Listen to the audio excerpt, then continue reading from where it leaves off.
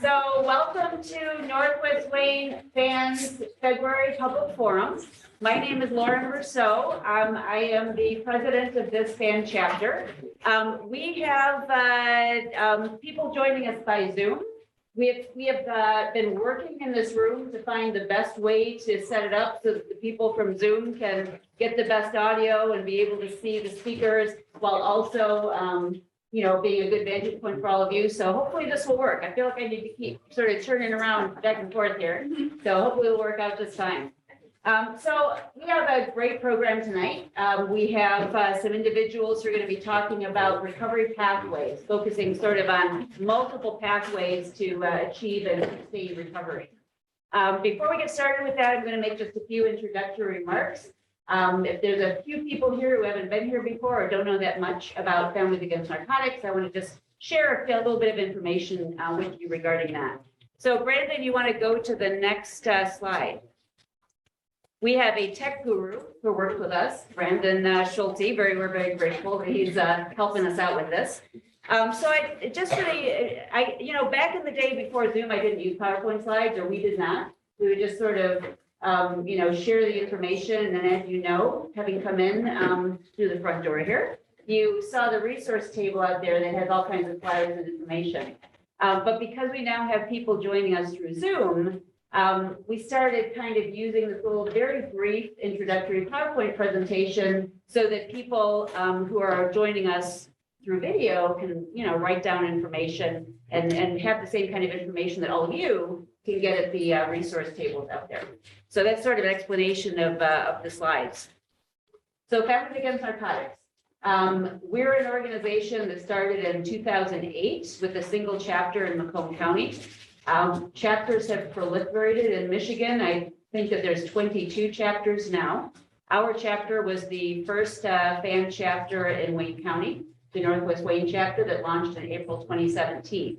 So our mission, as you can see on the slide, is to provide education, resources, and support to families and individuals who've been impacted by addiction. And so we do that in a number of ways, and I'm going to actually touch on just a couple of them briefly now in these introductory remarks. I would encourage you, if you're interested in knowing more, to go to the website, the Families Against Narcotics website, because there's more programs and more events that are listed on that website than what I'm going to be talking about here. We have a limited period of time, and I don't want to steal too much time away from our fabulous speakers. So the one way that all fan chapters serves our mission is through these monthly public forums, right, which is what you're attending here today. So our public forums are typically the first Monday of every month. Sometimes due to a holiday or speaker issues, we may change the date, but generally it's the first Monday of every month. As you know, we're meeting in person now, finally again, after the long hiatus due to COVID. But we also have the online option where you could join us via Zoom. And as I already mentioned, tonight's topic is pathways to recovery, focused again on this idea of there being multiple pathways to achieve and sustain recovery. And our next public forum is on March 6th. The topic then is going to be family recovery stories. That's how we titled it. But essentially, we're going to have several speakers who have had different types of family relationships with individuals struggling with addiction, with substance use disorder, and how those family members have basically learned to cope, how they've dealt with that situation so that they can continue to live their lives and find joy in their own recovery. There is a flyer for the March Public Forum that's out there on the resource table. If you kind of walk past too quickly, didn't see it. We also have on the resource table our public forum schedule for 2023. So if you wanted to grab one of those, it lists all of the forums with the topics and a very brief explanation for the entire year. So that way, if you grab that, then you've got access to it and you can decide which ones you really don't want to miss based on the topic, that type of thing. Another very important program for Families Against Narcotics is one that I'm very proud to say started with our chapter. And that is the Stronger Together Family and Friends Support Group. So our public forums, as many of you may know if you've been to them before, tend to be educational in nature, right? There's a little bit of, we have different speakers on different topics. There's a little bit of give and take among the attendees and the speakers. But it's not really a place where you come together sort of in small groups and share and get feedback on your own situation. So our Stronger Together group sort of fills that need, right? And that group meets on Tuesdays, the 2nd and 4th of every month. It meets via Zoom. And we have the founder and creator of the Stronger Together program, which now is, across many different chapters with many other times for meetings and different types of meetings. She's here with us now. And so Jackie, do you want to maybe say just a couple words about the Stronger Together group? So this is my co-facilitator, Kelly, and so we facilitate that meeting on Tuesday nights. And we follow a 12-step recovery plan that's original with us. And so it would be a good time to join us because at our next meeting, next Tuesday, we are starting over again on step 1. And so we spend a meeting on each step, sometimes 2. And so it's a great time to join in if you haven't done that. Kelly and I'd be happy to talk to you after the meeting tonight. I just want to share as well that if you attend Al-Anon or Nar-Anon, it's more of a, you read out of the book and you share what you're feeling or your current situation is, but there's not a whole lot of feedback. Our meeting has crosstalk. So it's open. It's an open platform where you may say, your son went to where, I'm sorry? Oh, Lighthouse in Plymouth. Oh, how was that program? And it's okay to talk about it during the meeting. Or, my daughter's drug of choice was heroin. Oh, my son is not.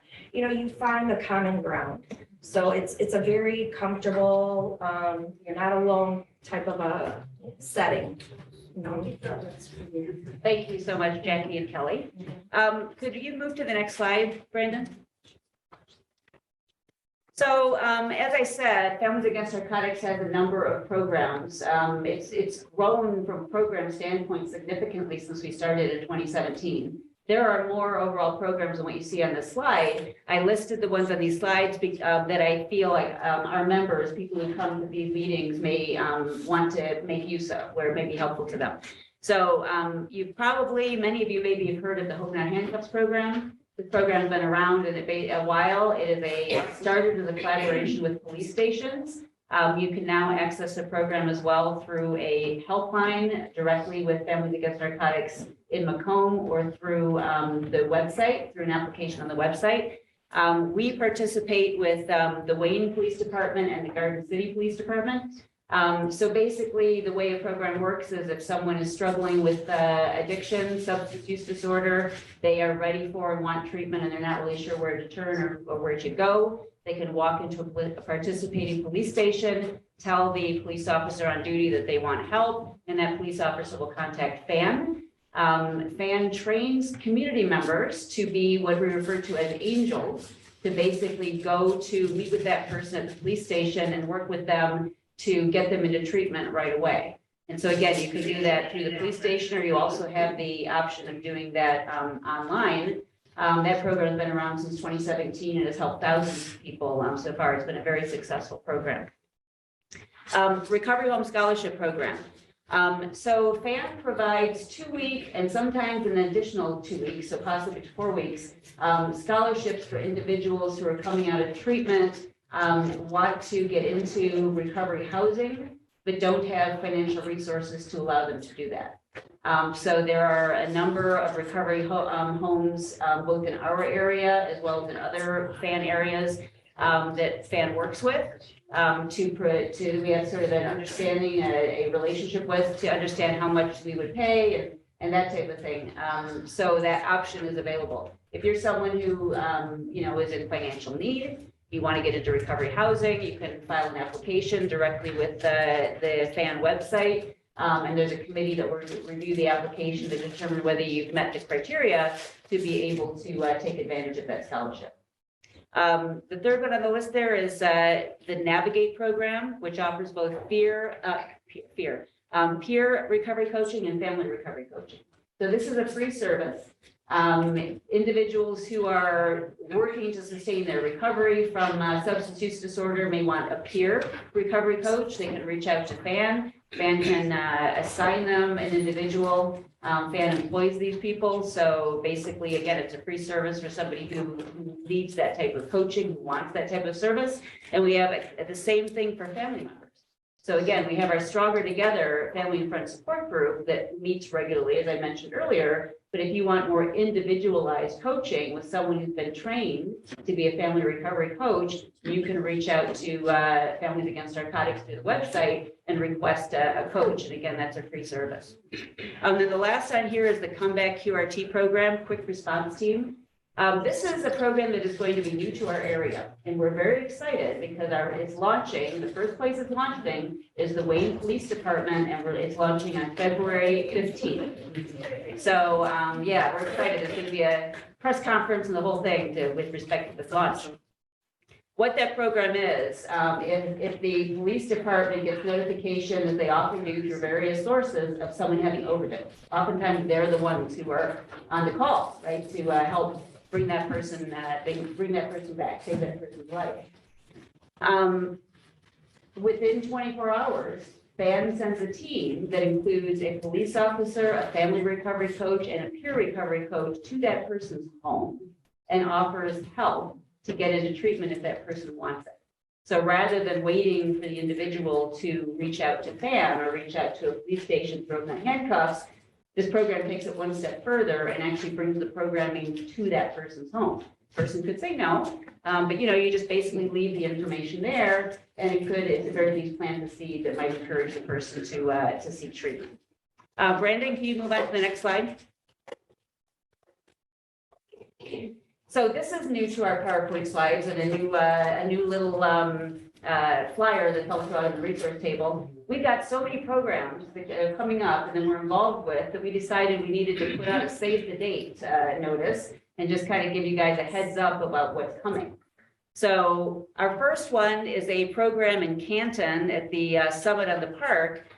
There's a family first and social services workshop. So we have one day that is sort of dedicated to our program, where we're going to talk about our programs and also provide information to parents and community members regarding things like vaping, marijuana, and addiction and drugs generally. So that's going to be a really great program.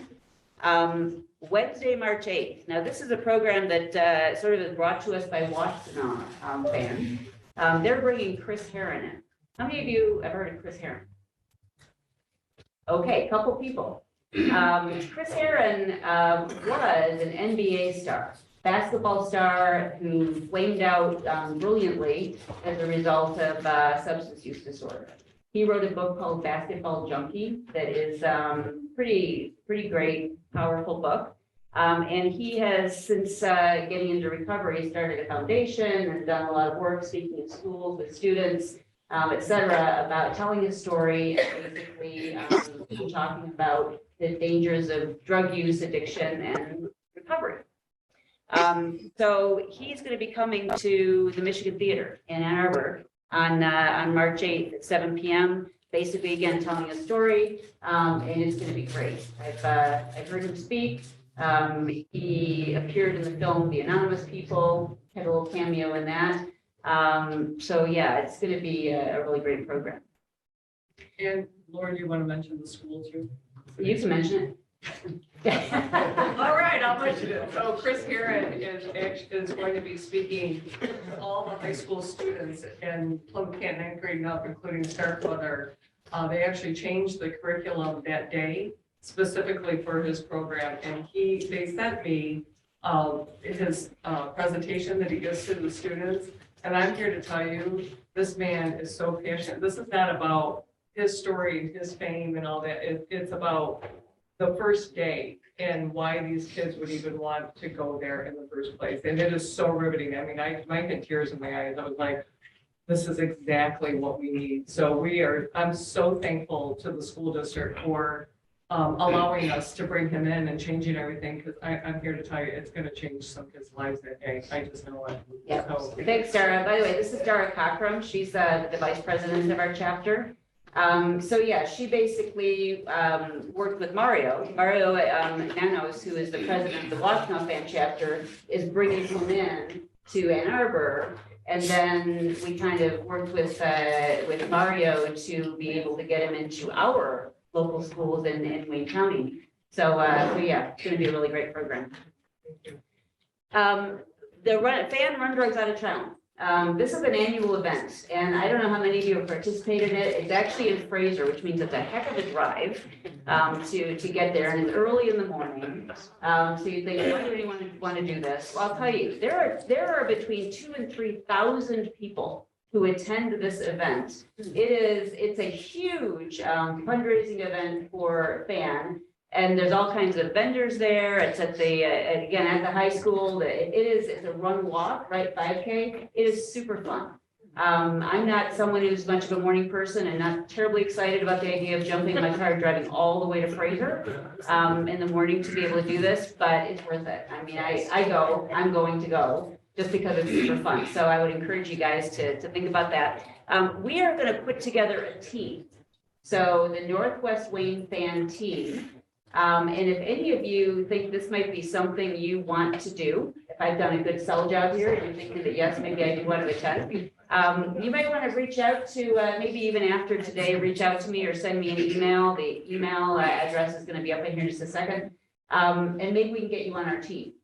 So, ideally, we'd love to have money from this amazing fundraising event, registrations, et cetera, come to our chapter. But it's only going to do that if it comes through the team, right? As opposed to otherwise it goes to Fan Central, which by the way, Fan Central is great, but hey, we're trying to raise money for our chapter. So if we can get a team, then it'll be, it'll be ours, it'll be for us. So anyway, if you're interested in that, we would love to have you be involved. Do we sponsor people? Because that's more where I would be at. You could, yes. So again, we haven't done it yet. We need to kind of get on the stick with this. Yeah. We need to create the team. Once you create the team, then you get a fundraising page. And so people can either register for the team to participate in the run or walk, or they could donate, or they could sponsor through that page. That's So, yeah, Okay. it'll be fun. It'll be This really fun. event is so inspiring, you guys. Like It is. literally people run, they walk. I actually pushed my grandson in a stroller. People bring their animals and walk their dogs.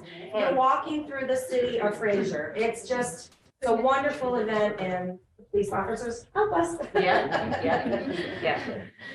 So, and by the way, Kelly is also on our chapter board. She's our treasurer. I think I didn't mention that before. But yeah.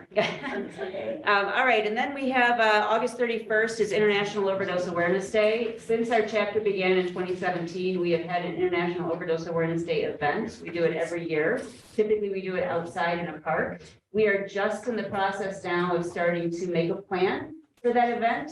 If any of you are interested in participating in the committee to plan that event, we would be delighted to add you to that committee. So I can't really tell you yet exactly where it's going to be. I can tell you most likely it'll be an evening-ish event because of course that's on a Thursday. But whether it'll be in a park, whether it'll be in Wayne and Canton, we've done it in Canton in the past. I don't know that yet. So we're going to be getting our committee together to sort of figure that out. But maybe might want to mark it on your calendar so it's kind of a big day. It's an important event to honor, those individuals who have lost their lives as a result of substance use disorder.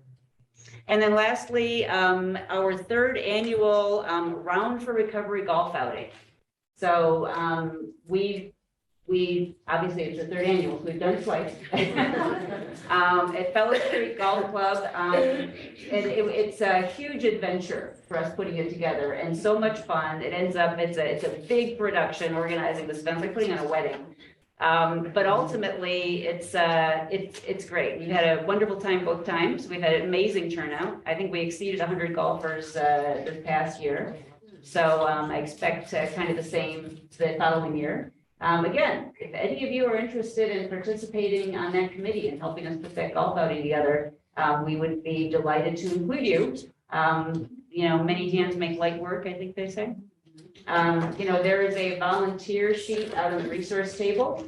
If you're interested in volunteering, you can kind of fill that out and leave it on the table and we'll collect it after the meeting. And you can indicate if you wanted to volunteer in any of these things. Or if you want to think about it, again, you could email us. The email address is going to be popping up on the PowerPoint slides in just a minute here.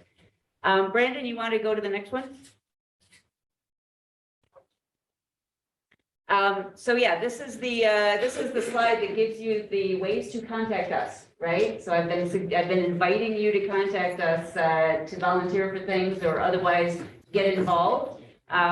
Here you see the email address. So if you want to reach out, if you're thinking about it, that, yeah, I'd like to maybe get involved with some of these things, you can shoot us an email at that address and we will get back to you. We also have a pretty active Facebook page. All of our events, our public forums, our Stronger Together family and friends meetings are all on that page, right? We've created an event for them. So if you're ever not sure what we have coming up, you can just jump on our Facebook page and you can see the, what our name is on the page there, Northwest Wayne Families Against Narcotics, or at Wayne Chapter Fan, and you can see the different things that we're doing, the events that are coming up, et cetera. And then, of course, I have highlighted, we can always use volunteers. So if any of you are interested in getting more involved with us, we would love to embrace you into the fold. Because there's all kinds of things that we're doing, as you can see. All right, Brandon, next slide. Oh, see, I'm so glad I had this up here because I don't want to forget this. Big thank you to Skywood Recovery for providing the food for today. Brian, you want to wave your hand back there? Brian's our. Right, you guys provided the food. They did, that's right. Oh, okay. Well, he bought it. They made it. He bought it. So it's a collaborative effort is what I hear, so, all right, so thank you both. And I also want to say thank you to Sweetwater's Coffee and Tea in Canton. We've moved to Wayne, but the Canton Sweetwaters are still providing us coffee for every one of our public forums, donating that, so we're very thankful for that. And finally, I'm going to very briefly say a couple words about our speakers for tonight. And then I am going to turn the podium over to one of our board members, Samantha Carducci. She is going to kind of take us through the introductions that we traditionally do, kind of going around the room really quickly. It can be very meaningful for people to understand all the people in the community who care about this issue, and other individuals who are maybe struggling with some of the same issues that are in the room and are here at this meeting. So we'll do that introduction portion rather quickly, and then Samantha will introduce our speakers with a little bit more detail. So first, Brandon, you want to move to the next slide? Here are our three speakers. You guys want to wave?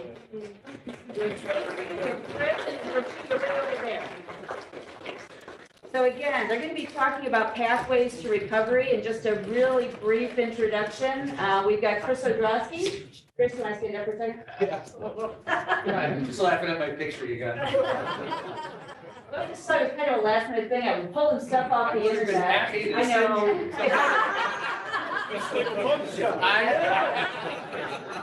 I thought about it a little bit further in advance rather than preparing the slides like yesterday. It's a badge picture. So Chris Odrosky is an addictions community specialist and services coordinator at Oakdale Hagira. He's also an advisory board member for the SPAN chapter. And then we have Stacy Burns. I'm glad you guys got my picture before I gained the weight. Good. So Stacy is the founder and president of Drug Free All Stars, and I'm going to, I think, leave it to her when she's up here at her time to tell us a little bit more about what Drug Free All Stars is. But it's a hugely successful, tons of members to this organization to support people in recovery. So thank you, Stacy. And then Rabi, you should be over here, but that's okay. So this is Rabi Darwish. He's the general manager of Hype Athletics. He's also the director of operations for Safe Substance Abuse Coalition. And he is also an advisory board member for the SPAN chapter. Look at that picture. Yay! All right, so Brandon, I think for now you can dispense with the slides, and so we can see the room. And I'm going to let Samantha Carducci come up here to take it away. You're fine. Oh, it does. Ears? Yeah. Hi, community members, family members, friends, we're so glad you're here tonight. I'm gonna actually probably not use this, because you can probably hear me, right? Okay, so we have this wonderful tradition that we used to do before we were on Zoom, and we came and met together as a community. We would go around the room and we would introduce ourselves to each other, so we knew who was here. So as Lauren was saying, we're hoping it will be a brief introduction, but we really do want to know who you are and what brought you to our meeting, what you're looking for, how we can help you, and how we can support you. And I can say as a person, early on when I first started coming to FAN, it was really meaningful to me to see all the different people in the community that came to these meetings, professional and family members, that we're all coming together for a common cause and a common purpose. It was very meaningful. So without further ado, Laura, you want to start? All right, I'm the secretary of this chapter. I'm Judge Laura Mack. I'm retired from the district court here. Dealt with addiction every day, and FAN is a wonderful organization, and I'm really proud to be associated with it. Welcome.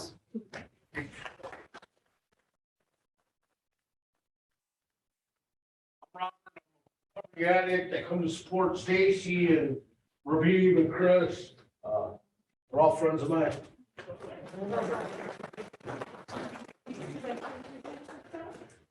Sure. I'm Diane, and I'm here to learn more about the drug addiction process and support for a family member. I'm glad you're here. I'm Cecilia, and I've actually been a member of Al-Anon for this, coming up on 12 years. And I've been a member of FAN since somewhere around 2017, 18, right in through there. And even when we weren't meeting, I was still getting all the information online. And I view this as continuing education. And there's always been a lot of alcohol, and in the last couple of generations, drugs as well. And these programs have helped me tremendously.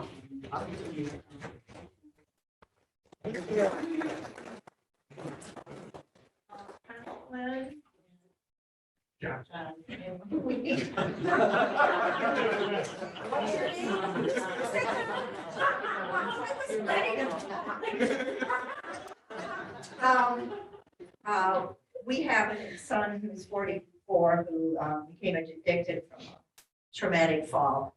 And we found FAN about halfway through his journey, and we're part of the founding members and the family support group we are part of. And this has been a lifesaver.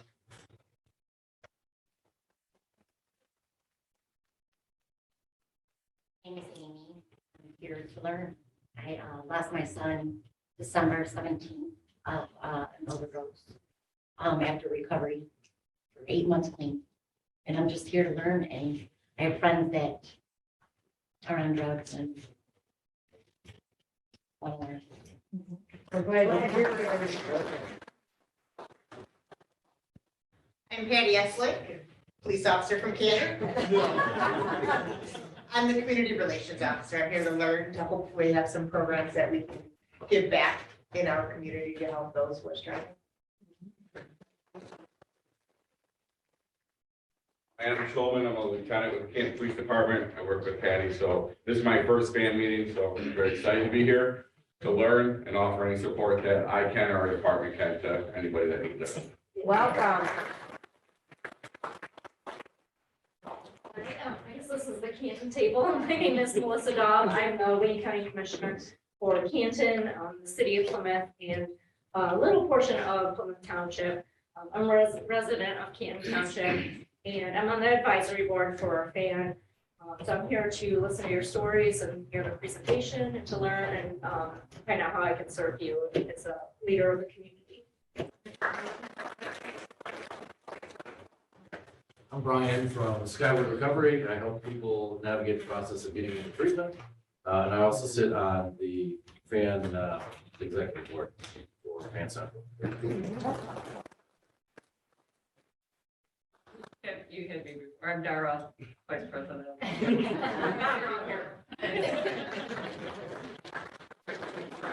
Welcome.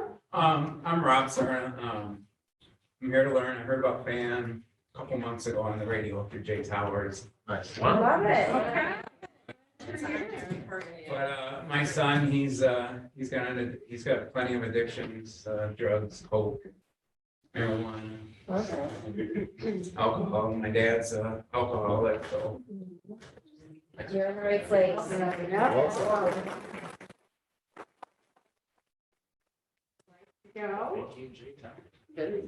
Oh, I'm Vince. I'm here because my daughter's is an addict. But, sorry. I didn't say to choke up every time I talk about it. She's been in and out of recovery, I don't know how many times. She's back on the streets. I don't know where she lives right now. We are raising her 3 children. One's a teen, 2 are adults. One of the adults is into marijuana now. We're just kind of totally frustrated with her. Yeah. As to where to go from here. So I'm here to see if there's anything that can help me with it and help them at the same time. You're not alone, and we're glad you're here. And your daughter keeps trying, she keeps going to recovery. Well, not lately. That's okay. My name is Ginger, and I'm a nurse. And I worked in drug and rehab places, but that's not why I'm here. I mean, I'm 79, I'm retired. But Linda invited me because she knows pretty much the story of my grandson. Yeah. It's different to work with him than to have someone in the family Oh, yeah. that's dealing with it. It hits home. He's 35. I don't know where he is. The last time I heard from him, he was in Savannah, Georgia, and that was a year ago. I know he was in jail for criminal trespassing because he was living in the woods, and CBS called and they were molested because he was homeless on their property. But just the drug addiction, I don't know if he's living or dead right now. I have no idea. It's hard to know. And if he's living, I believe he's hurting as bad as I am. Yeah. Glad you're here. Glad you're here. Yeah, we've been- Join you. Well, the daughter is 45, but you know, it's interesting that you're going to have a overdose awareness day for the people that died because her husband overdosed and died, and his twin brother. And the other mother lost both of her sons in that same, you know, in 3 years apart from these stupid overdoses. And it's just, anything we can do to make an inroad on this it's gonna save somebody. And I have a particular question for the recovery people, like maybe the gentleman from Skywood. If someone needs detox from like alcohol and something else, and they're gonna go into recovery, how is that handled if they go to Hope Not Handcuffs? We'll assist them in They making can still make recommendations that to work? lead them to that. Absolutely. Okay.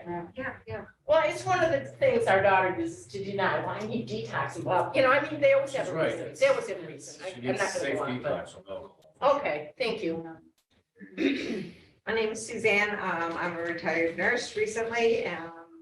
I volunteer at a lot of places, the Red Cross, some of the churches. And I just want to get educated more so that maybe I can help more people. Good for you. What's Sure, my name is Tim Gammons, and I'm a doctor, and I'm also an alcoholic.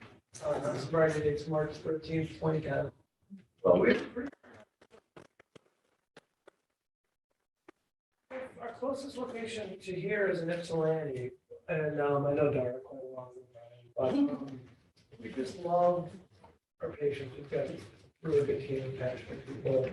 And I just love the people. I love the patients. I just love everything about making a difference in the community and trying our best to do that in a real ethical way. So it's our 20th year in practice, and it's been a lot of fun. And I just have gotten to know Dan a little better in the past several months, and I'm just really impressed with what you guys do.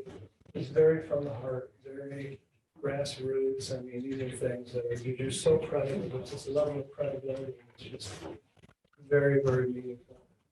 So thank you. Thank you for doing this. Like to introduce yourself? Sure, I apologize for being late. I'm Mary. I'm a person in long-term recovery. Someone who's worked in the community, in the area of substance abuse, but it's been a while. I used to go to meetings in the beginning. And I just want to come back and get more involved. Glad you're here. I also have an 18-year-old son who is an addict right now. Okay. My name's Bob, and I have an adult daughter who spent 10 years in addiction. And some of the parents who are going through it now, you know, it's a long story, 10 years, but she was on the streets. We didn't know where she was. We prepared for her death kind of thing.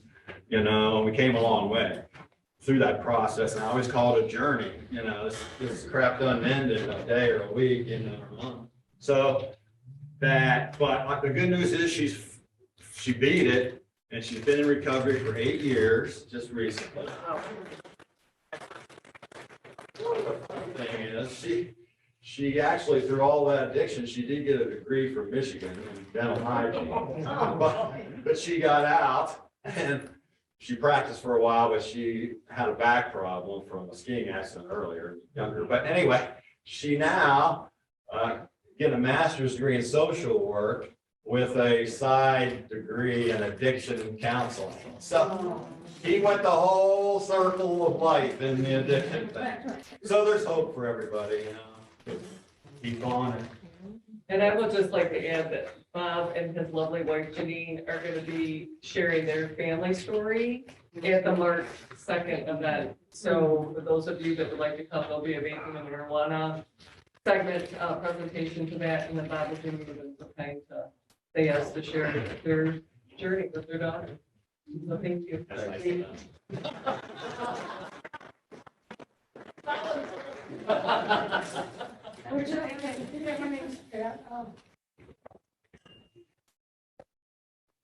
We're glad you're here. Welcome. How are you doing? How are you? But I'm wondering. came to the right place for your situation. Glad you're here. I'm Ann. I have a 41-year-old son now. I'm in Al-Anon. I've been there for 6 years. Found out about you guys through that. I've been on the Zoom for you guys. And I'm just coming back. I keep coming back. Yeah, my son is 41. He's at his ends. He's an alcoholic. He doesn't do drugs. But he just wants his license. That's all he said. And he did go to your program, Skyward. He got out 2 years ago. He was there 28 days. We thought he had it beat. He got out. He says, well, I don't want to keep my sponsor from there. It's so far away. I said, well, I know sponsors. I can help you, or maybe call that sponsor. See if she knows somebody out in your area. Oh, okay. Well, never did it. Yeah. So he's just hanging. He's like, he keeps drinking every day. He's very upset about, not getting his license. He thinks, I haven't gotten in trouble with anything. I don't have any trouble with the law or anything. Why can't they just get it? I mean, just to get a license to go back and forth. And he had that. He had everything. He had trouble with, he was in rehab several times, went to jail. But now he's at the point where he just wants to give up. He wants to die, And I said, that's not the way out. I said, you can get help. And if you ask me, I will get it for you. And that's where I'm at. I don't enable him, but my husband does, and his girlie, which is not good because they drive him to work. And I don't do it, so I'll get him to a program,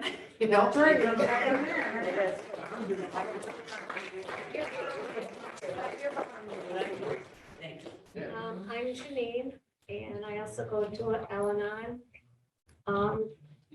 Two of my 4 adult children are alcoholics, and I don't see them. because I don't want to, but, and I don't see my grandson. But, I love coming to these, you know, I went to one fan meeting and I really enjoyed it, so I'm back to learn as much as I can, to know if there's anything I can do, which maybe there isn't, but I just want to stay involved. Yeah. I never know what's gonna happen. We're doing what to provide support for yourself, right? We're here to reduce the stigma. We want to create these spaces in the community where you really understand you're not alone. There are many of us that are impacted by the disease of addiction. So glad you're here. My name is Kelly and my 24-year-old son will be coming home from his 4th stint in rehab on Monday. And this is my first time ever going to anything, but I'm just, yeah. Here. Right. I'm Jessica Hillen. I am on the executive board of the Northwest Maine chapter. I've been on the board about a year now. I joined the board, I lost my dad to a substance use disorder about 12 years ago. I'm a social worker by trade. I've worked in addiction medicine for the last 10 years at a hospital in the area, so 14 in the world recently. So thank you guys. Kelly. I'm Kelly O'Reilly, the treasurer of the Northwest Wayne Fan Chapter. I also co-facilitate 2 of our Stronger Together meetings. I'd recommend for a lot of these family members to please join us. It will really help you grow and stop living a life of despair and give yourself hope and purpose again, because we deserve it, right? As moms, dads, we deserve that. So I would encourage you to look at our website for Stronger Together, the Northwest Wayne chapter. So my daughter's been struggling for 13 years now. She's currently sober. I have 3 grandbabies that I've had temporary guardianship of. My daughter's been in psych wards, CPS, you name it. I've been through it. There's not a whole lot that's going to surprise me, and I'm here to support each and every one of you. Thank you.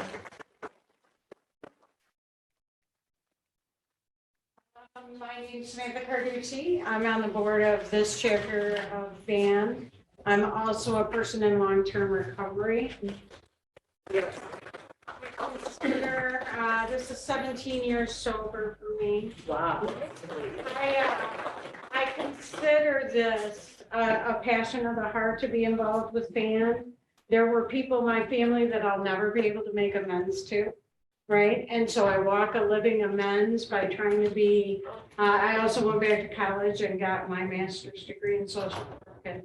And I'm a psychotherapist, and now I work with people that are duly diagnosed, and so I'm very passionate about it, but being a part of FAN is a special part of my heart. Because if we can be supportive or helpful to you in any way, we want to be that for you. And I also want to say that there's hope. Even the family members that you don't know where your daughter is right now. We never know what the day's going to happen when something's going to change and they're going to get recovery. And then, so hope is possible and recovery is possible. So I just wanted to take just a short minute to say that, right? Because there were people in my family at one time that didn't think that I was ever going to get help or get healthy. We do recover. Recovery is that Yeah. Okay, so our first speaker is Chris Adrosky, Addictions Community Specialist and Services, is a coordinator is what he's doing now. And he's got a lot of materials as well. I'm going to have him come on up and he's going to tell us about his pathway to recovery.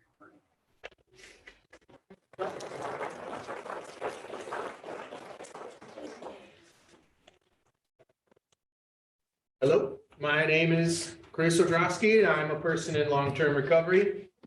For me, that means that I haven't had a drink or a drug since October 6th of 2008.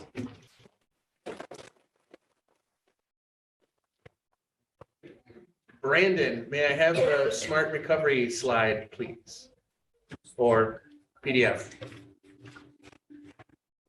Today, I'm going to talk about just a handful of pathways that are available to everyone, along with some personal insight, along with professional, information. I've attended all of these meetings myself or facilitated them all, well, except for women. I have not. At the risk of being canceled, I will not make a Tootsie joke, which was a movie from 1980. So, and this is, I emailed all these to Lauren earlier, and Brandon has them. So for the Zoom folks out there, if you would like any copies of these, I'm sure you could just ask and you can get this. They're all available on their websites too, which I will make sure I repeat enough times. When you guys are done, whatever you guys want to take, go right ahead. I also have information on IGERA substance use disorder services, and I have a couple cards over here if you have any follow-up questions for me. So being a person in recovery led me to being a professional person in recovery. 2 years in, I was lucky enough to get a job at Home of New Vision in Ann Arbor, Ypsi area.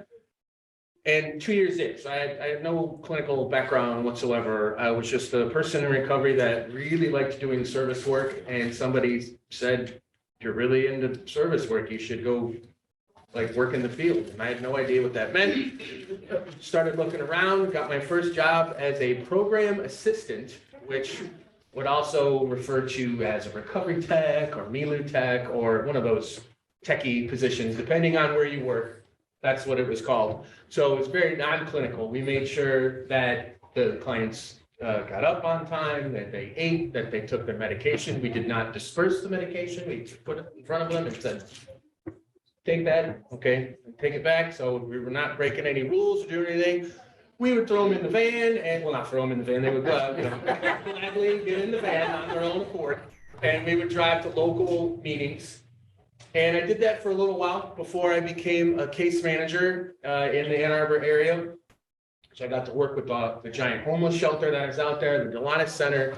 Got to work with the homeless community, and there I worked with people that were homeless longer than I had been alive. And they had been in treatment so many times, they literally probably could run the groups. I know that's like a kind of an inside joke with a lot of the clients that I work with. I could run these groups. It's like, well, I've worked with people that probably could.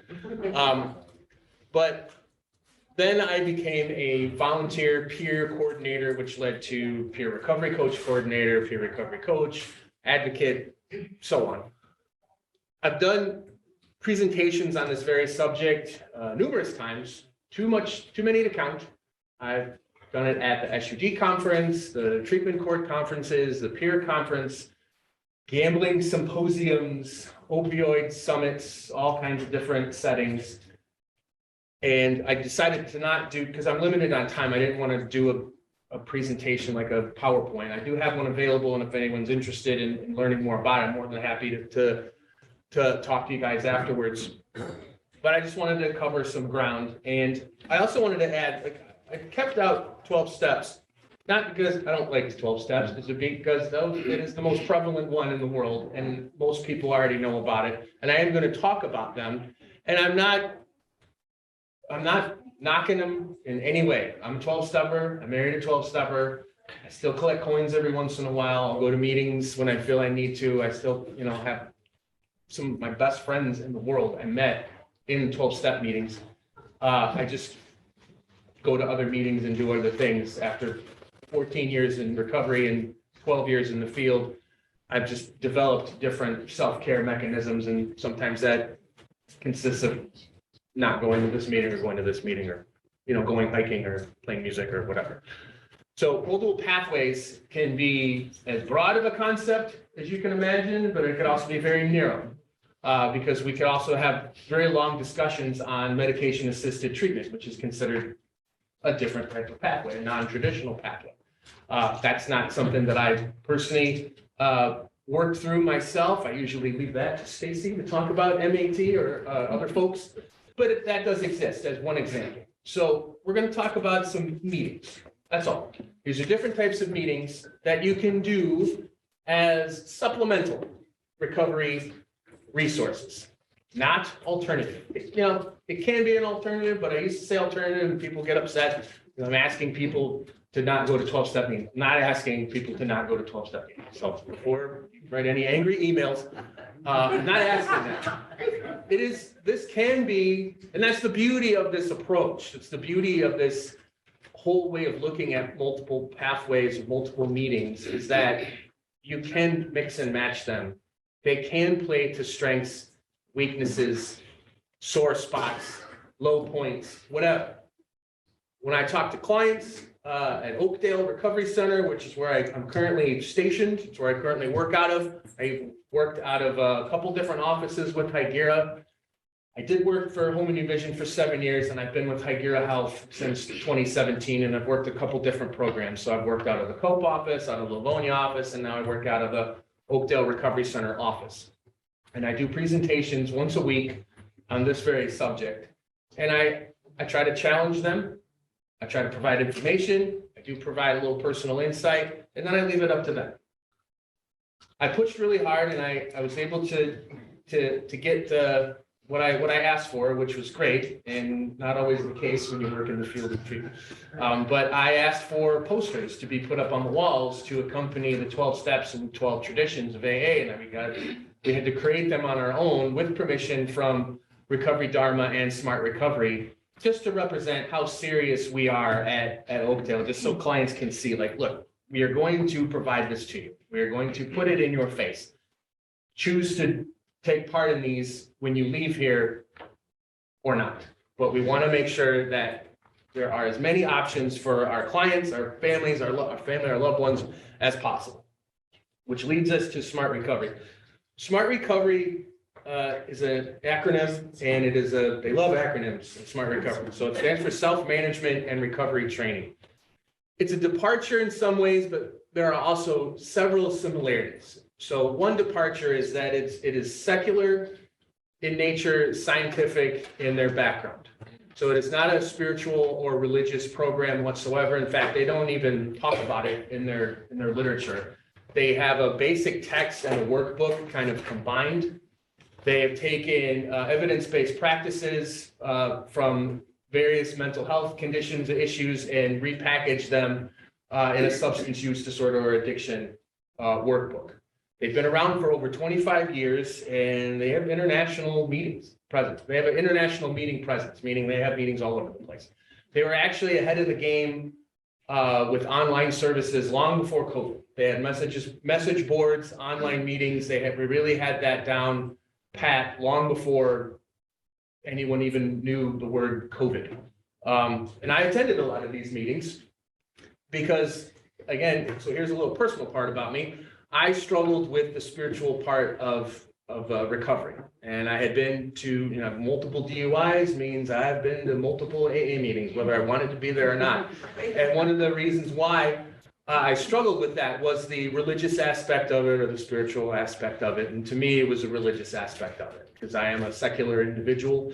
I always have been since I was a little kid. I asked questions. I made Sunday school teachers really freak out at some of the questions I was asking.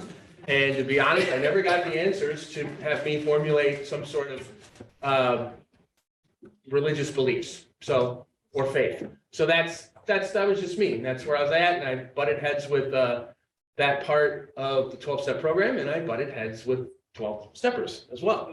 But the third time around, third DUI, I had what was called the gift of desperation. So I was willing to listen, and I found people who were willing to listen to me. So and answer questions without telling me what I should be doing, answering questions to the best of their ability. So I found my little clique, and it helped me survive. I also had the benefit of some really great outpatient therapy. And the reason why I have outpatient therapy instead of residential therapy is that I waited too long to ask for a higher level of care, and I was told when I finally called that wonderful 800 number that I was basically too sober and not crazy enough. Even though 2 weeks prior I had a third DUI and a suicide attempt in the jail cell, but I isolated for 2 weeks because I was scared to leave my house. I was scared to talk to anybody. I was scared to do anything. I kept some communication with a couple of people, but it was just a really dark time. Took me a while to even get a meeting book, then go to get the meeting book and I say thank you, and then I run the hell out of there again, and then I go back, finally go to a meeting, I don't share, I run the hell out of there again, so then it's like third or fourth time in, I finally share. This is usually the time where I would share something that someone would scoff at, or say something that would make me have a negative reaction to the meeting, and it didn't happen that time. Actually, people pulled me aside and encouraged me to call and keep calling until I got some help, because at the time I had no insurance, no job, no nothing. So I was able to get the outpatient therapy that I needed, oddly enough, from High Health, their lovely Westland office, which has been newly renovated recently. So there's a shameless plug for that location. But I benefited for some really diverse styles in outpatient. I had 2 outpatient therapists, one for one type of funding. When that funding ran out, they sent me across the hall to another therapist. And I was lucky enough to work with this person who kind of was my introduction to smart recovery and scientific information. So SMART, and I won't get into the whole, program. I will say that, it works on thought process, and they have little, sayings, just like, they could be like bumper sticker sayings, like you'd see at a 12-step meeting. Like if you change the way you think, you can change your behavior. Having urges to drink or having urges to use is completely normal. We need to normalize that, and it's okay. Don't beat yourself up over it. Those kind of things. They have 4 points rather than 12 steps. There's a lot embedded in those 4 points, so they could be stretched out. 12 steps could be stretched out too. They just decided, which we should just stop at 12. So the website, I also wanted to add, because I did hear a lot of people mention Al-Anon and Nar-Anon. They do offer their own friends and family program, which is like their version of Al-Anon or Nar-Anon. For those who are interested in that, you can just, again, go to their website, which is smartrecovery.org. It's located in the table here. So Smart Recovery, I really enjoyed it. I researched it for years. I researched it in between DUIs 1 and 2, 2 and 3. I'd have little brief stints of sobriety, or we'll call it abstinence, and because I was so disenchanted with 12 steps, I wanted to go find something else, and it just really wasn't readily available at the time, because there really wasn't hardly any meetings. It was hard to get internet access, 15, 20 years ago. It's not like it's readily available as it is now. But this time around, I started to investigate, started to go to online meetings and face-to-face meetings. And then I ended up just incorporating it into my, spiel when I would talk to clients at work. And I built up enough nerve to talk to the clinical director. I was like, hey, here's some information on smart recovery. I think we should try to look into it. And then long story short, I had some like-minded therapists that worked at Home of New Vision, and they agreed with me that there should be more options. So I was really happy. One day, the CEO came in and said, we're going to start sending clients to AA, NA, SMART, and what was then called Refuge Recovery, which is now, there's still a Refuge Recovery, but it's now changed to Recovery Dharma. So that's 4 different types of meetings in one area, in an area that is very traditionally treatment and AA, and that's it. For many years, the Ann Arbor area, that is it. If you mention anything else other than those 2 things, you got ran out of town. So it's great to see that type of professional development, not just amongst the treatment centers, but amongst the recovery community.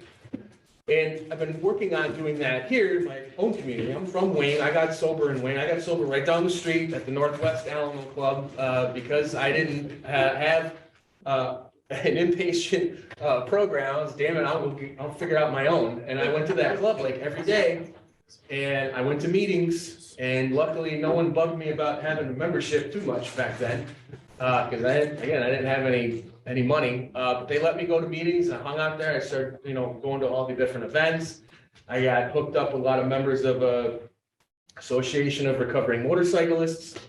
One of those members may or may not be in the audience today. So I started going to chili, dinners and spaghetti dinners, and really got, really became part of that program so much that I ended up putting together an art project for that club. And this was like, when I talk about how much I love doing service work, this is a great example of that. Is that I put together the group that painted Dr. Bob and Bill W. They have a giant mural of both of them that's still up on the wall today. It actually survived the explosion that happened in the building next door, which I thought was really cool. That the paintings survived, and those people that painted that are still in recovery today, and I keep track of them, and I love going to the club just to see, like, hey, there's my guys. And so that's just an example of how much I love doing service work, and I really love doing it today. So let's go to Brandon, if you could bring up the Life Ring. Life Ring is very similar. It's in the same vein as Smart Recovery. It's secular. It focuses on self-direction, and we'll call it sober self. So it is good at identifying different versions of what we all kind of recognize as the devil on one shoulder and the angel on the other. Like even an atheist can say, oh, I got the devil on one shoulder and the angel on the other. Really, because it's just your sober self, your addict self, the good committee, the bad committee. However you want to do that, it's not always, I guess, PC to talk about all the different voices in your head nowadays. So, but it happens, especially for folks struggling with addiction. I can speak for myself. No, every morning I woke up saying, just don't today, just don't. And then I did. And repeat every morning, please don't, and I'm having this conversation with myself. And, it was hard to talk. I mean, I talk to myself in the mirror, and then I hear the, goofy Michael Jackson song, and like later in recovery, and I was like, yeah, that's kind of a, say what you want about Michael Jackson, but I can relate to that song, The Man in the Mirror. You're probably thinking of Beat It. I don't know, but Thriller.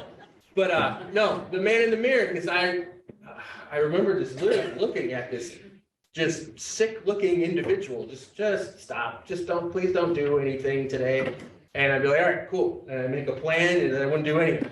It wasn't until everything lined up. It's not always about consequences. It's about resources and availability and the people that are in your corner. It all has to line up. Because if consequences were the only thing that would equal recovery, I'd be out of a job. So I'd probably still be running sound at a bar somewhere, or flipping burgers or whatever. So it really, all these things have to line up.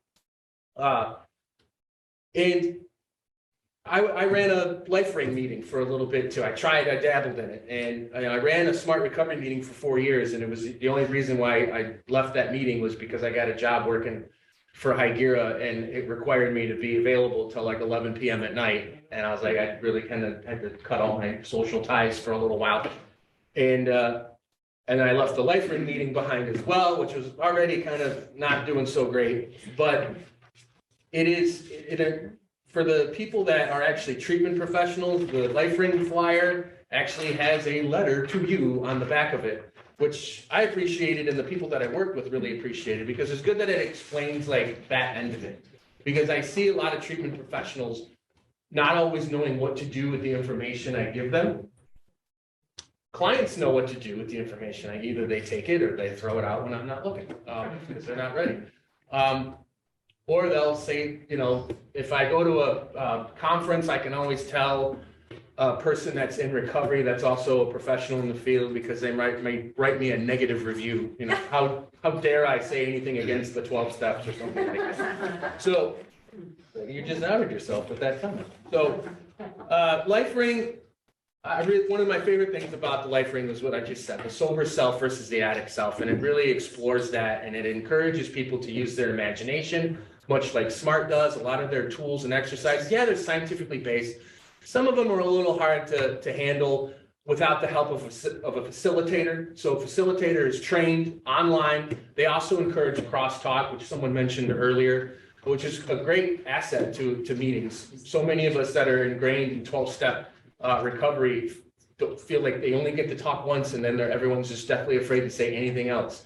And what I call it is like a dinner conversation. You know, crosstalk is like how normal people, I hate to say it like that, but how normal people have, like you can relate, you can say something, you can ask someone to expand on that. You can make a quick comment. You know, the good table leader or facilitator knows when it's like someone's trying to hog the table or whatever, and move on. Life Ring does the same kind of concept as SMART. So before I go off on, Life Ring does kind of push back against the powerlessness. It's not just secular and it takes that, but some people really do, whether they're religious or not, some people really struggle with the powerlessness part of 12 steps. And it should not be ignored. It should not be just do it kind of thing. It should be explored. So if you're a professional, if you're a family member, just ask them, well, what about? I have a friend who's religious. She was a Marine. And she went to a treatment center and she told the head person there that she was working with, she said, I can't do it. Everything within my core tells me that just doesn't work for me. As a Marine, as a woman, she just said, just doesn't work. Can we try and find something else? And luckily that professional that she worked with got on the computer and looked up and they found SMART. And she ended up becoming a facilitator too for many years. And she's still sober today. Brandon, can I have the Recovery Dharma flyer, please?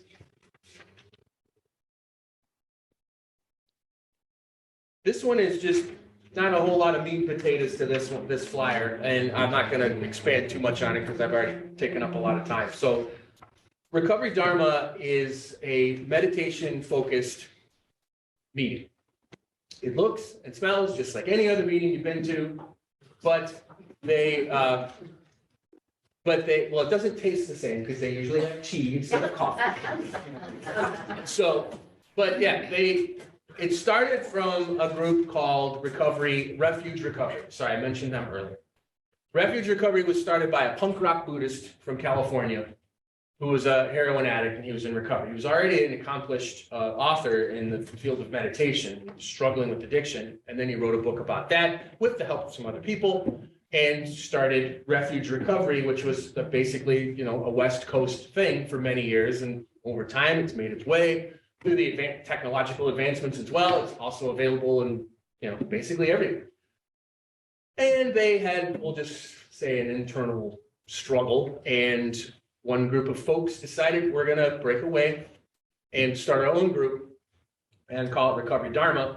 And the majority of people that were following the drama decided we're going to change our name and go Recovery Dharma. So basically, imagine, if you will, Dr. Bob and Bill from 12 Steps got right to the point where they were rocking and rolling with AA, and then they got in a fight. But they didn't really want to change a whole lot about either group. So Dr. Bob says, I'm going to go start my group, and Bill says, I'm going to go start my group. This is basically essentially what it is. The essence is still there. It is a Buddhist perspective. And the stories that you read in the back of their literature are from a Buddhist perspective. So a person who practices Buddhism, struggles with addiction, writes a book about recovery. You do not have to be Buddhist to read their literature or go to their meetings. It is not against anyone's religion, as far as I know, to go to these meetings. It's just based on feedback that I've gotten from the community, wanted to encourage people to look past that and try these meetings out. Yes? Great presentation, by the way, but now you gotta tell us, in a nutshell, what was the fight about? Oh, gosh, I'd rather not. In a nutshell. I mean, you gotta tell, can't tease us. Well, one part involved, I mentioned getting canceled, so one of it was having to do with some inappropriate behavior on somebody's part. And, like sexual. alleged sexual, yes, and then another thing was, money. Taking money from one place and putting it in another place that you apparently weren't supposed to put that money. And that's when, allegedly. And that's when the board said, we're going this way, you go that way. So, Thank you. you're welcome. I know I'm all secretive, like I'm a part of it. I never even met the guy, but, Where's the money? yeah.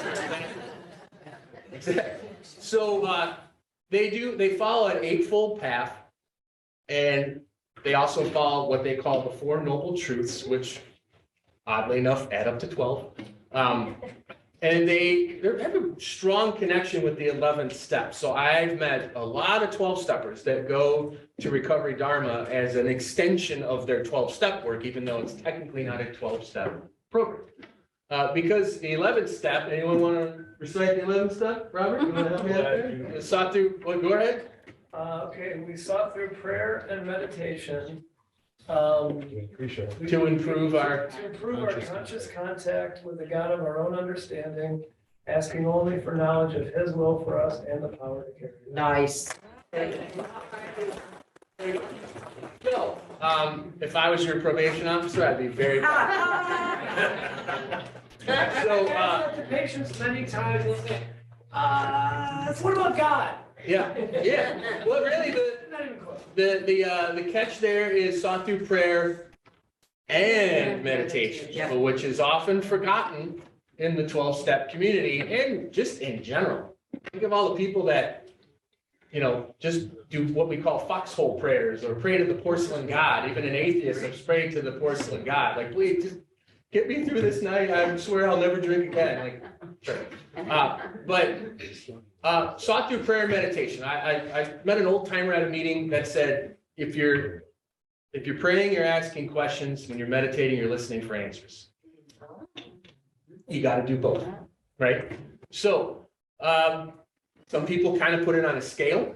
Someone like myself who's not really into prayer might have to lean more into meditation.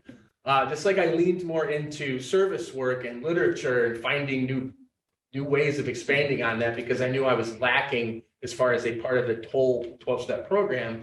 I wanted to kind of try to balance some things out. So I think a lot of people go to Recovery Dharma to do just that. And finally, people are always shy or hesitant or afraid or really standoffish when it comes to the word meditation. Recovery Dharma, and this is not on their website, this is just from my own personal experience, Recovery Dharma knows everybody sucks at meditation. And they understand that prevalence. They understand that. So right when you walk in, they introduce it to you. They have almost all their meditations, either online or face-to-face meetings, they're led by somebody. And you can look up guided meditations on YouTube and find it much easier to get through a meditation rather than trying it yourself at home. So finally, Brandon, can I have the Women for Sobriety?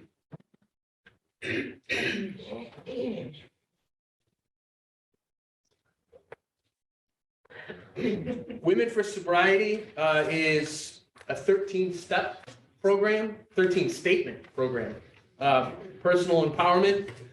My first experience with this was limited because I'm a man. And when I called the number to ask for information, they asked a lot of questions. So I had to ask one of my volunteer peers to try to gather more information. And I found out why they were so, not standoffish, but they were, hesitant to kind of just let me in and give me all this information because they're very protective of their consumers, we'll call them. They're very protective of their people.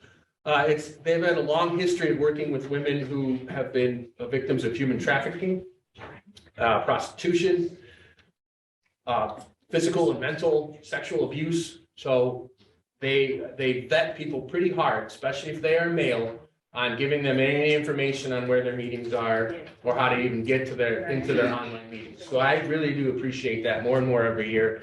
And we've been pushing this a lot more at Oakdale too, because we've noticing our population with women who are more open to tell us some of their past. So we want to make sure that we have resources for them as well. And just real briefly, when I worked in Washtenaw County, I worked briefly with a specialty court. They have a lot of specialty courts in Washtenaw County, and one of them was the Women's Court or Human Trafficking Court. And they required their female participants to attend an online Women for Sobriety meeting every week. And that was, and I always heard good feedback from the individuals that attended that meeting. I'm not gonna, I'll leave it to you to gather more information on this. It's all right here at the table. So when the meeting's over, you guys feel free to grab it. If you have any questions, You can take a card. Sorry if I took up too much time, but I'll let the next speaker come on up. Thank you so Thank much. you.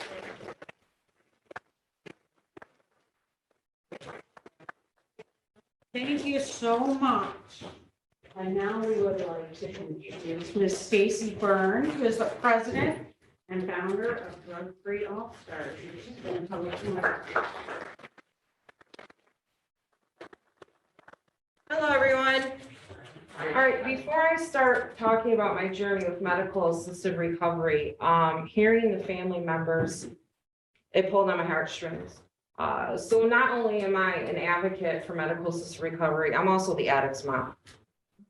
And I remember when my firstborn became an addict, people outside of our community thought, oh my God, you're a therapist, you're a Michigan advocate, you're an Narcan trainer, you're this, you're that, you're so gonna be able to save your daughter. And I'm like, no, it's the opposite. She doesn't care what I have to say. Even though I could probably lead her, hearing it from me is not what she wanted at the time. I will tell you from experience, okay? I chased my child. I chased her every time she needed to go to rehab. I was in the car. I was up there every week dropping off the cigarettes, and then she'd go back into addiction, back into recovery, back into addiction. It just, you know the game, right? And this last time she had my granddaughter with her, and she thought, I'm just gonna watch Liliana while I go to rehab. No, you're taking Liliana to rehab with you. And that's when she went. I don't do names too much with treatment centers. And that's when I sent her away with a program that assisted with her and the baby. So outside of our community, and that's just what I'm gonna call it, people just assumed I could save my daughter because I was a therapist at that time. And I couldn't. I started to see more and more of recovery pages, I'll just leave it at that, that I could totally mold myself into. Like, these mothers and fathers and family members were sharing my story of my child. So I blended in, and it felt home, you know. And a lot of times, you have to take breaks from these recovery pages because you feel so drained for these family members. What I will tell you that happened in the end is I had boundaries with my own children. My daughter's addiction had drove me so far gone that I had nothing left to provide for the residents at the treatment center I was working at. Along the way, I had also, on top of being in recovery, I gained mental illness, which was anxiety and depression. My boyfriend can attest to tell you that there'd be times I'd get off the phone with her and I'd go into an instant panic attack. Instant panic attack. So I'm here to tell you, I believe in healthy love. I don't believe in tough love. It's just my beliefs. It's what I believe in. Is it tough to love them? God, yes.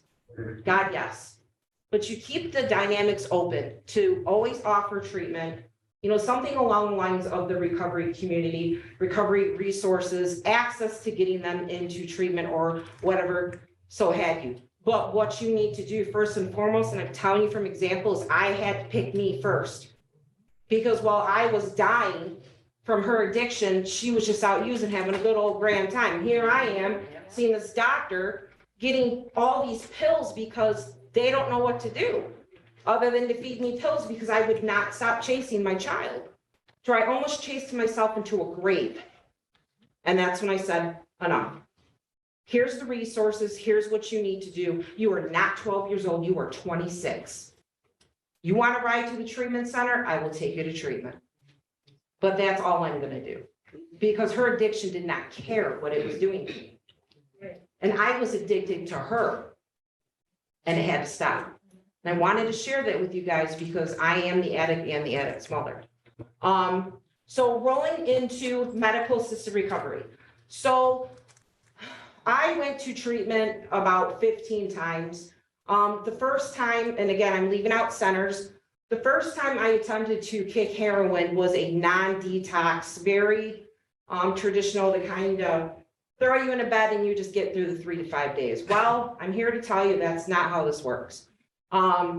By the time I got to day 3, I'm on the phone, get me out of here, I'm sick, I just can't. I can't do this. Back when I attempted to start getting into recovery, one of the medical assisted recoveries was very underground. You had to like go get an egg from the corner store and find the doctor that had the wizard sign. It was so freaking weird, right? And you had to find this doctor who had the sand toy thing and the, oh my God. So you found the doctor, you gave them an obscene amount of money. And then you went and got your prescription at Rite Aid, which was another obscene amount of money. Long story short, it worked. It did what it was supposed to do. But here was the glitch. Once the substances were gone, what now? What now? I'm sitting there like, what do I do now?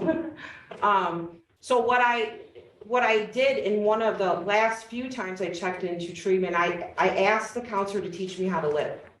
I said, I know how to get clean. I just didn't know how to stay clean. And everything that woman told me to do, I did. She was like, you should go back to school. I'm like, I haven't been to school in 20 years. Are you nuts? I did. She'd make my one-on-one appointments at 5 in the morning. I may have showed up in SpongeBob SquarePants, pajama pants and a ponytail that way, but I was there. Because she had something that I wanted. And she believed in me. And that was the big thing. She looked at me one time and said, you're gonna be the one that makes it.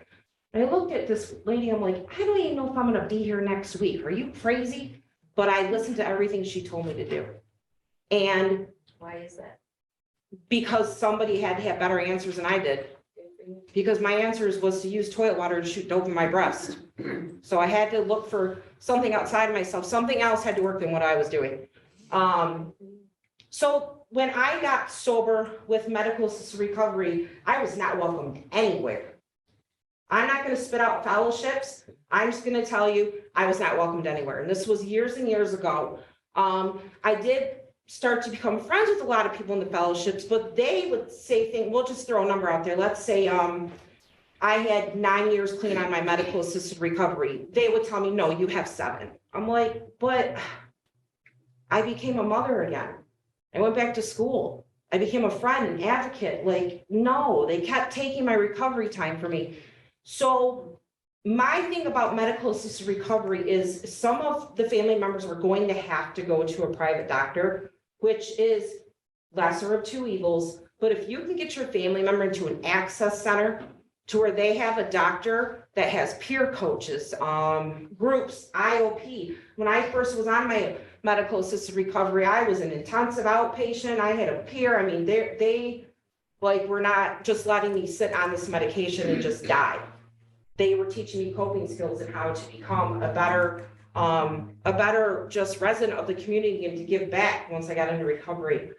So what I like to do is that we give you guys a lot of information, right? And it's really hard to suck all this in one setting. So I always use the example of raise your hand if you used a GPS to get here. So raise your hand if you used a GPS. I did. What kind of GPS did you use? Google Maps. What kind of GPS did you use? Google Maps. Yeah, how about you? Was it the car? Yeah, exactly, me too. I think they did it on purpose because I get lost all the time. Okay, who knew how to get here? Raise your hand. What color car did you drive? Black. What color car did you drive? Same, Tim. What color car did you drive? White? White. Right. So the people that had the GPS navigation system on were the ones that were looking for their way to the library, right? The people that knew their way to the library are who we need to go to get help. So you have red car, black car, green car, there goes your Dharma, your Refuge, your AANA, there's all the platforms, right? That is what Pathways to Recovery is. Every single one of us drove another car, another color, navigation, GPS, Google, but guess where we all landed? At the library. Imagine that. That is what Pathways truly, truly means. I'm gonna steal that. You are? Yeah. It's okay. And she's a steal, so. Yeah. That is my best way to explain to the community how Pathways work. Especially because of the fact that we have our own language. And for some people, they're like, what the hell does it even mean? I'm a huge supporter in the groups that are now starting to form. But back when I attempted to get sober off of heroin, it was horrible. I met a lady named Jeannie Richards. Her son had died from a heroin overdose, and I was clean off heroin, which leads me to the story of methadone. So we're getting ready to take this Waterford, the heroin epidemic in Waterford, was it? And here comes my methadone doctor walking in the building. I was like, oh shit. Because I didn't tell Jeannie about that part. So here he comes, he walks in. I pulled her aside. I said, Jeannie, I gotta talk to you for a second. She's like, what? I'm in the middle of taping right now. Because I was getting ready to do my interview after the doctor. I kind of left a little part out. She's like, what? I'm like, well, I got sober from heroin, but I did it with methadone, and that's the doctor that you're about to do an interview with. She's like, girl, you're fine. She goes, as a matter of fact, throw that in the video. Okay. I had already been off methadone for 3 years before I met Jeannie.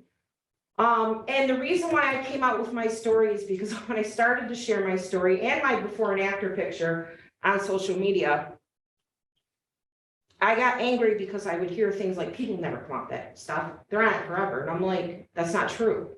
People do come off medical assisted recovery. And I know because I was one of them. I was in the program for 2 years. I decided at the time I wanted to see what I had to offer myself, right? So I did a medical and proper detox. Took about, I think, like 8 months. And I pull up to the clinic and they said, you're done. I went, what? They're like, you're done. Your detox is over with. It was a little painful, I'm not gonna lie. I did have to put it on hold twice, so that way I could keep pushing my way through. I got into that parking lot and I sat in my car, and instantly, I didn't even leave the parking lot yet. I was like, oh my God, I can take a bike again. This is gonna be awesome. Like, here comes the circus. Peanuts are flying. Here we go. And I called the access center right in that parking lot. I said, I am in the parking lot of my medical assisted recovery and I'm already plotting. What do I do? She said, well, let's give you another outpatient services for another year. And that's what I did. I did another year of outpatient services. The reason why I believe that my outlook on helping people was different than your standard fellowships, the proper way to say it, because I advocated with a grieving mother and it changed me. I met so many parents that lost their kids that said, if I only would have known. That was the top thing I heard from all these families. And I sponged off them and I learned so much from them and I started advocating for multiple pathways. I started Drug Free All Stars in 2015. Ironically, I started on the last day of recovery month. So our birthday is September 30th of 2015. And I wanted a place where everybody belonged. We do have people in recovery. We have family members. We have peer coaches. We have anybody that is part of Drug Free All Stars will tell you we share everybody's resources. We have people that are actively using. Yes. We have people from everywhere. I think as of today, there's 9,000 members in this group and it's worldwide. Thank you. So what we did is we started to travel to events and we literally had to start setting up 2 tables because we were traveling with everybody's resources. Because that's what I believe was going to change the way addiction and recovery was viewed. Like every one of you is a spoke in the wheel. Every single person that's in this room is a spoke in the wheel. What do you think is going to keep it turning? Your spoke, right? The people in recovery, the people that are dealing with people that are in recovery or not in recovery, right? It's going to take all of us. They always say the disease of addiction is a family disease. I cannot put more truth into that because even when my daughter went into recovery, I had to go into recovery. And not just because I was a recovering addict, because I had to learn how to say, I love you, but I cannot let you take my life away from me. I will help you at all means, at all costs, but not at my life. And that was a very hard thing to do. People outside of this community, oh, I wonder what, what did you do wrong in her childhood? You know what? It's not about how you raise your child. Once they get to a certain age, they're gonna make their own choices, right? Bottom line, did I feel some guilt? This is another question I was asked. Did I feel some guilt for giving my kids away due to my heroin addiction? Because I don't use the wording, I lost my kids to addiction. No, I gave them away. I made a choice and I chose heroin over my kids. But when I got into recovery, I submerged them into every aspect. They used to go to drug-free all-stars events, and my daughter did an Narcan training for me once. I submerged them the best I could.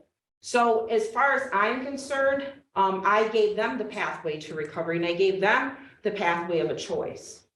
So I could tell you all the names of the medications and all that stuff, but at the end of the day, that's really up to your family member and their doctor and the provider. That's not a decision we need to make. I will make one more comment and then I'll wrap this up. One of the treatment centers my daughter went to, we had to sit in the podium for an hour before we could meet with them. And one of the clinicians had got up and she did her whole song and dance or whatever. And I'll never forget this.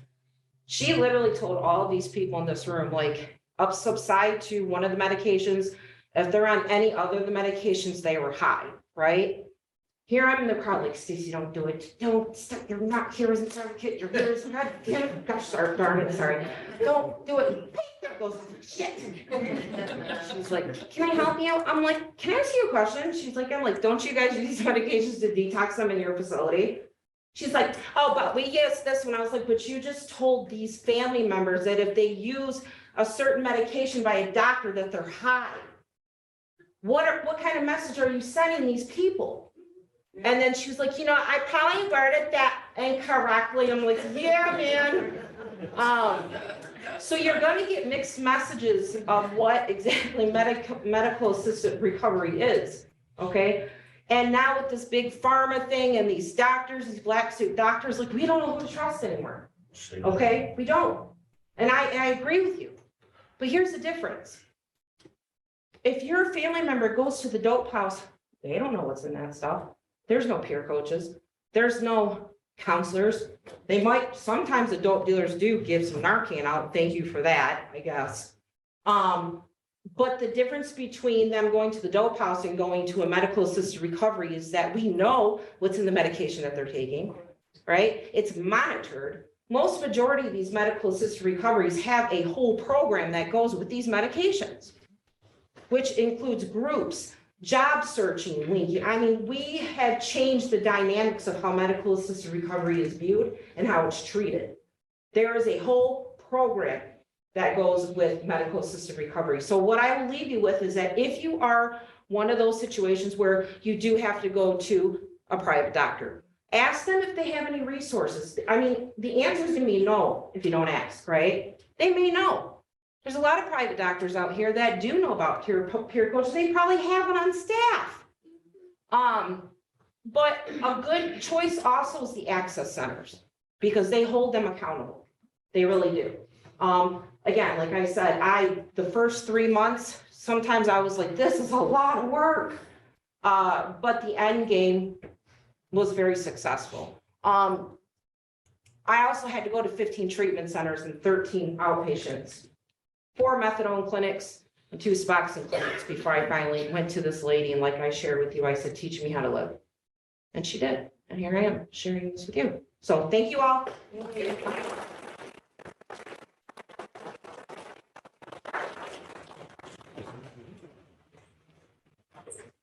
Thank you, Stacy. And last but not least, Ravi Darvish is going to bring us home. He's the general manager of Hype Athletics and director of operations for Safe Substance Abuse Coalition. He's also on our advisory. We're very happy to be here.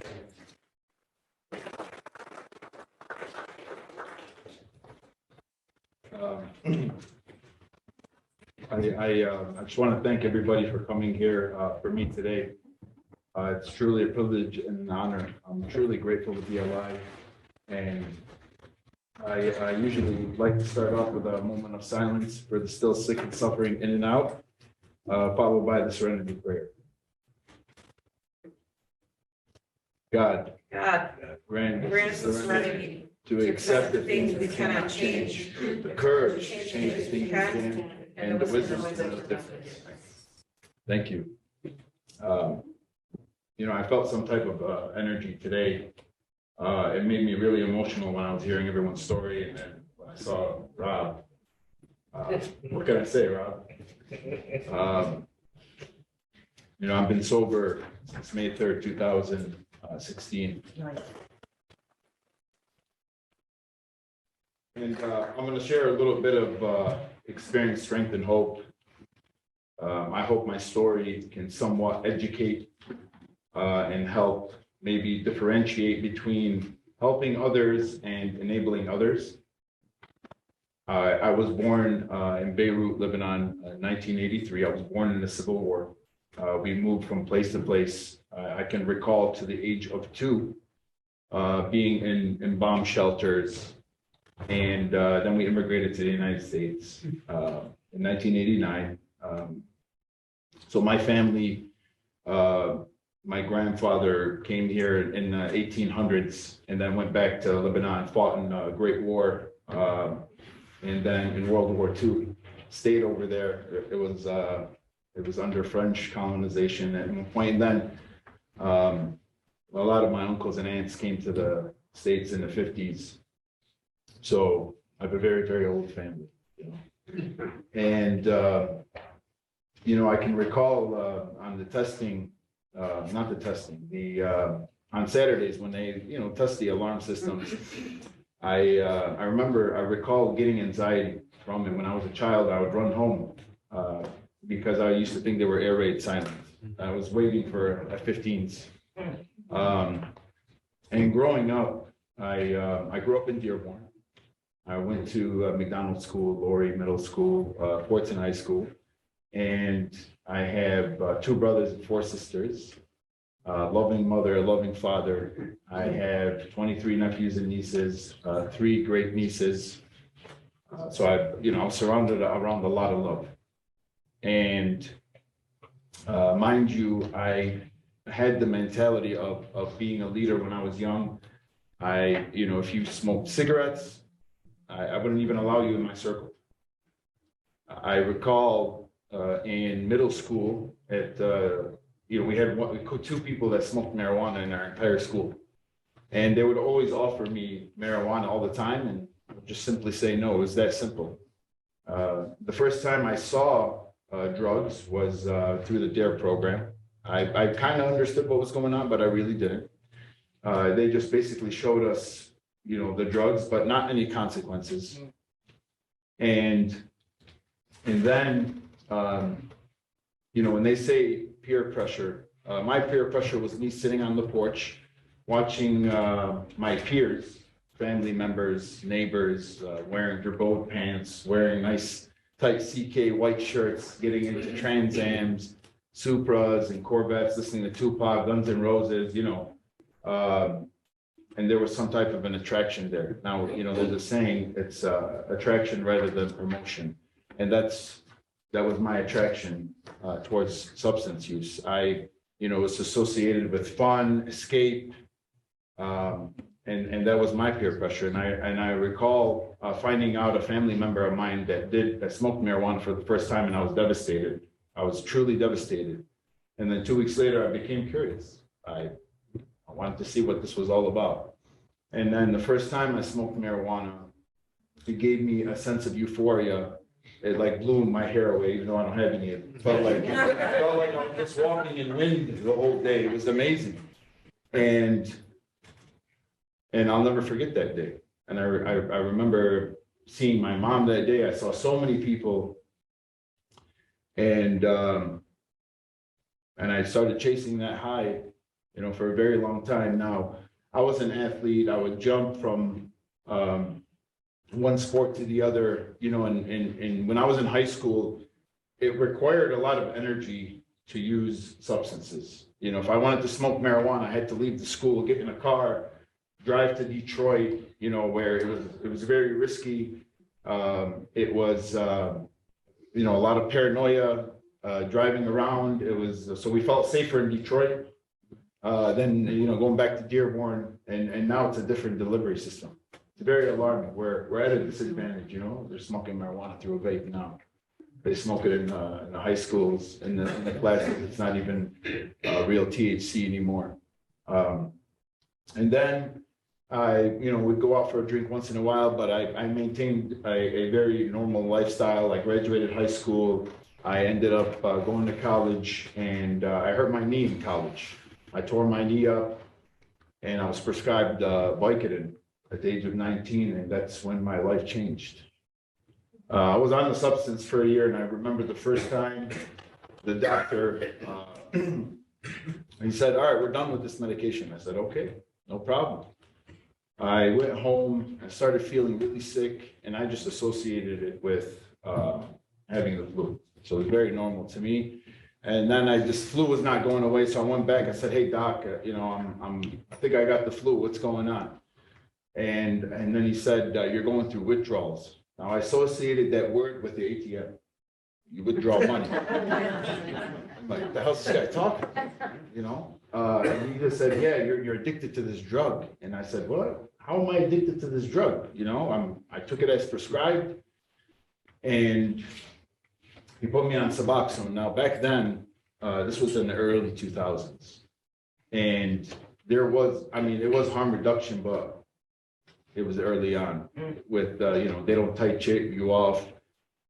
There was no therapy suggested, no program suggested, nothing. It was just left to your own devices. Here's this medication, take it as prescribed. Good luck. Good luck. So I ended up using the substance for 2 years. And then after that, I, you know, realized there was, he cut me off of that. So I went to the streets. There was a whole drug game behind that. And then I started using Vicodins and Exomas. Then ultimately led me to heroin. I ended up going to treatment 22 times. Oakdale Recovery Center. I pretty much took a tour through the whole state of Michigan. The thing is that I never had any consequences until the age of 30. I never got one ticket. For some reason, I would always get away with it. My friends thought I was the luckiest guy in the world.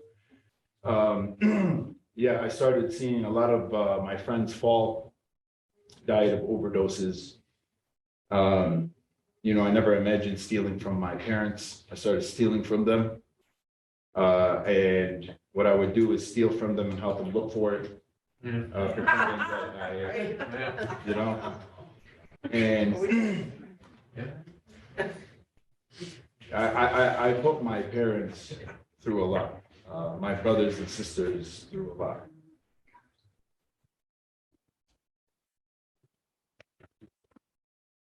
So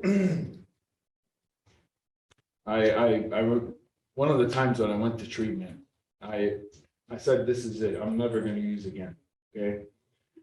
And I associated, you know, drug addiction with the common cold, as if I'm going to go to treatment, I'm going to put in my 30 days, and then when I get out, I'm done. Now, you know, they had this 12-step program that came in, Smart Recovery, you name it. And I was very interested in all of them. But once I graduated, I completely forgot about all of them. And I said, "You know what? I'm highly motivated. I'm going to go get the best job. I'm going to get a wife. I'm going to, you know, have kids. I'm going to have all these things." And within 30 days, I relapsed. Left to my own devices, I really didn't know what to do. You know, my phone book never changed. Same contacts list. And sure enough, that phone would vibrate and it'd say, "I got this on deck," or, you know, "Let's go have a drink," or "Let's go do this." And then sure enough, I mean, that's all I knew. Everyone in my life was associated with drug use. And, you know, everyone that represented a good direction, I wasn't attracted to them. You know, I developed a word called boring. Everything was dopamine driven. And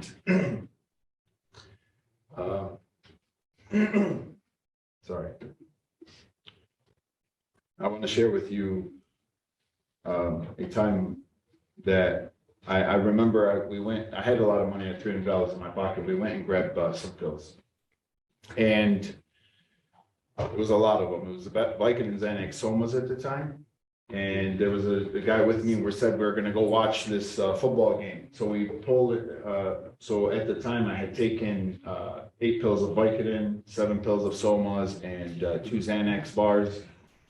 And by the time we got to the house, I had forgotten, so I took the same protocol.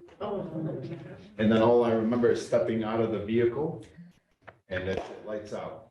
And so what ended up happening was I fell out of the car right there. My neighbors saw me, they grabbed me, they bursted into my house. I was ODing, and they called 911. And the guy that was with me OD'd in my house too, so they ended up taking him to the ambulance. For some reason, I was left at home, so I remember waking up, you know, when you have an overdose, you don't, it's just like as if you went to sleep and just woke up in an instant, you came out of surgery. So I remember waking up and my mom's telling me all of this, and I was like, what? Are you kidding me? And I remember feeling some type of way standing in the mirror, and I didn't like the way I looked. I didn't like the way I felt. I was disgusted, and I remember feeling in my pants and there was more pills, so I took them. And I overdosed, and this time they took me to the hospital, and I woke up with a bunch of tubes, and my brother, he had it recorded, he's showing me. And he's like, man, why don't you just die? You know, and I said, I wish I was dead. And because he's like, you know, we've been doing this for a long time. Like, I went through active addiction for 17 years. Then finally, on May 3rd, 2016, at that time, I was facing 9 years in prison. So from the age of 30 to 33, I became, as my therapist said when she called in the jail, I became a frequent flyer. And they knew me by name. The cops would wait for me at the house. And I was facing 9 years in prison. Imagine that. You know, I come from a good family, spiritually bankrupt, hopeless. And I recall walking into the treatment center, Oakdale Recovery Center. I actually snuck in some drugs. And when I was in the waiting room, when I was in the waiting, right. Never happened. Never happened. They didn't do a good job of searching, so.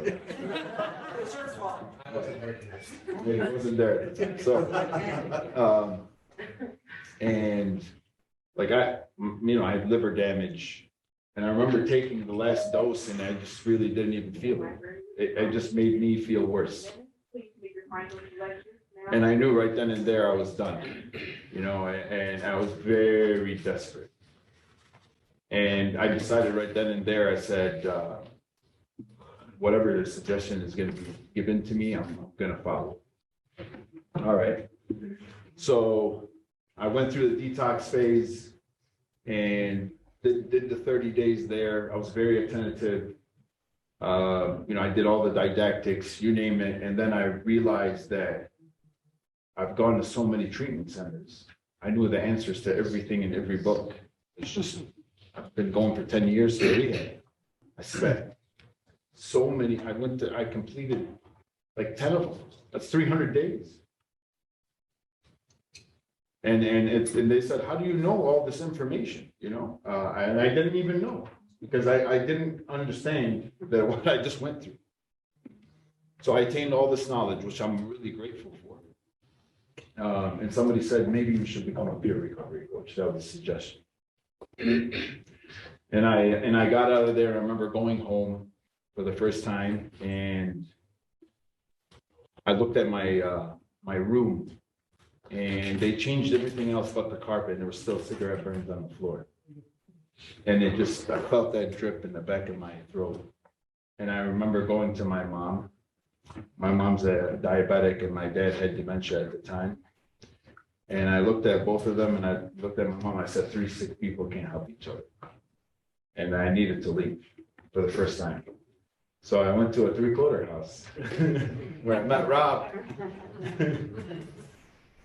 And, it was a great experience. I'd go to meetings. I volunteered at Cross Point Community Church. They took me in. At one point, mind you, I'd never tell my mom anything. At one point, we had a power outage, so it was 95 degrees. We had bed bugs upstairs. And I remember sitting in a living room with 14 guys with smelly feet. And I said, I called my mom. I said, hey, what's going on? She's like, oh, everything is going well. AC, everything's fine. How are you? And I said, I'm doing great, And I realized that right then and there, that beats any day in active addiction. That's right. And I ended up throwing away that phone too, because I was not spiritually fit to handle that. I still had the same contacts, same Facebook where I would scroll and say, I'm jealous, I'm envious. There's no way you're that happy. And these things were all triggers to me. I had to identify these triggers early on, but I wasn't really ready for that. And of course I had, the career and blame. So I would blame technology. I would blame anything I needed.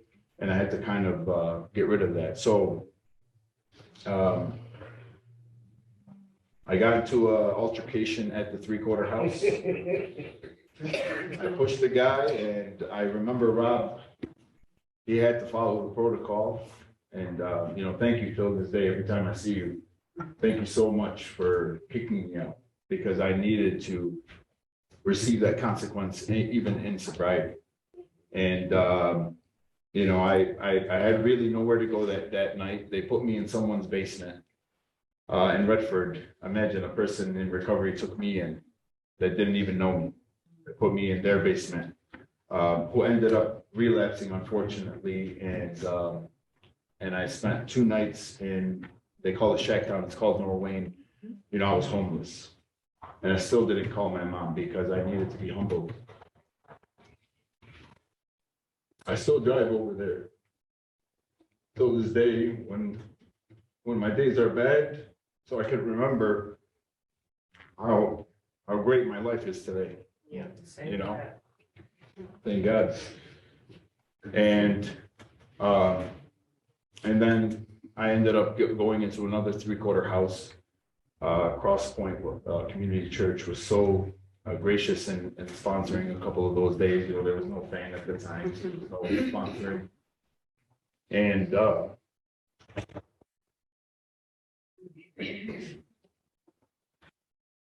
so they say it's about attraction rather than promotion. Same thing for recovery. I met some beautiful people in recovery. I met some beautiful people at a meeting in Canton, who the person became my sponsor, who picked me up for a year and drove me to meetings, who kind of told me their story, but I didn't know till a year later when I was looking up and I'm watching Ninja Warrior and there's my sponsor on TV. And I'm like, what the heck? And so I researched him, and it turns out he's a former WWE wrestler, and this guy's very famous, yet so humble. Taught me how to be a man, taught me how to respect women, taught me how to be accountable, taught me how to read, taught me how to help others and serve.